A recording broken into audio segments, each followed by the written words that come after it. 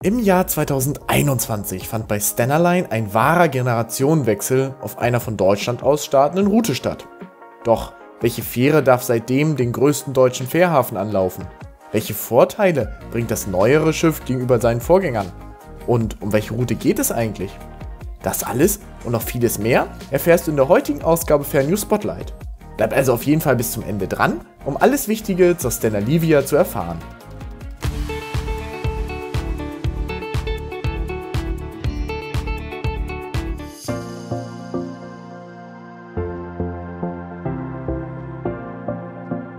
Die Stena Livia wurde als Norman Voyager unter der Baunummer 220 auf der Werft Cantiere Navale Visentini in Portoviro gebaut. Das Schiff gehört zu einer ganzen Reihe von Ro-Ro-Schiffen der Visentini-Klasse, die unter dem Typ Naos P270 geführt werden. Die Kiellegung des Schiffes erfolgte am 4. Dezember 2006, die Fertigstellung knapp 2 Jahre später, am 1. September 2008. Abgeliefert wurde die Norman Voyager am 9. Oktober 2008 an die Fossaway Shipping Ltd. Mit Sitz in London und verkehrte zunächst unter italienischer Flagge mit Heimathafen Bari. Bereits im Anschluss an die Übernahme wurde das Schiff direkt an LD Lines verschartert. LD Lines setzte die Norman Voyager zwischen Le Havre und Portsmouth sowie zwischen Le Havre und Rosslare ein. Im Dezember 2008 wurde das Schiff auf die britische Flagge umgeflaggt und erhielt den Heimathafen London.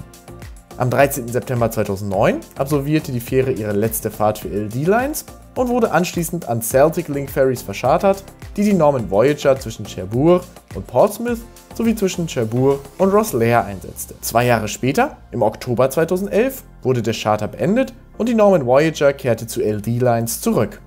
Am 29. April 2012 wurde die Norman Voyager an Stena Ro-Ro mit Sitz in Göteborg verkauft und unter französische Flagge mit Heimathafen Le Havre gesetzt.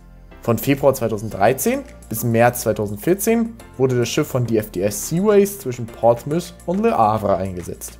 Ab dem 12. März 2014 wurde die in Etretat umbenannte Fähre von Brittany Ferries geschartert und auf den Verbindungen Le Havre-Portsmouth und Portsmouth-Santander eingesetzt.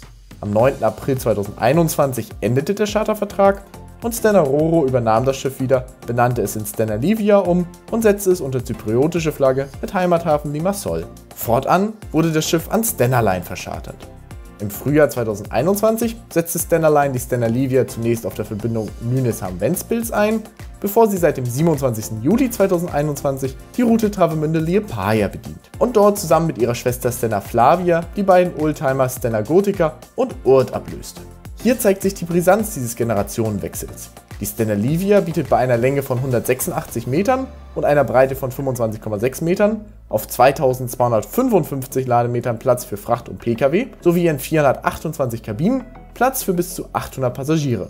Die Vorgängergeneration war etwas kürzer und schmaler, 171,05 Meter Länge und 25,28 Meter Breite bei der Stena Gotica, bzw. 176,05 Meter Länge und 23,5 Meter Breite bei der Urd und boten daher sowohl weniger Platz für Passagiere, 548 bzw. 600, als auch weniger Platz für Fracht mit 1070 bzw. 1600 Lademetern. Neben der höheren Kapazität hat die Stena Livia jedoch auch noch weitere Annehmlichkeiten zu bieten. Ein Buffet-Restaurant, eine Bar, einen umfangreichen Boardshop, ein Casino sowie eine Lounge mit Ruhesessel. Jede Kabine ist mit eigenem Bad mit Toilette, Waschbecken, Dusche, Handtüchern und Duschgel ausgestattet und verfügt über Einzelkojen sowie einen Schreibtischbereich. Auch rollstuhlgerechte Kabinen stehen zur Verfügung. Die Überfahrt von Travemünde nach Liepaja dauert zwischen 23 und 24 Stunden, für die Gegenrichtung werden 21 Stunden benötigt.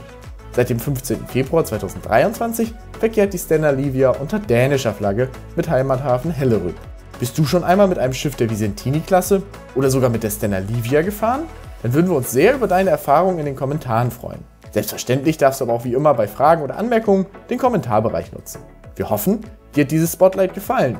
Wenn du noch etwas über eine ganz besondere Relation erfahren möchtest, können wir dir noch die letzte Ausgabe Fernnews Spotlight empfehlen. Darin ging es um die vermutlich beeindruckendste Fährroute der Welt. Wir wünschen dir viel Spaß dabei und bis bald.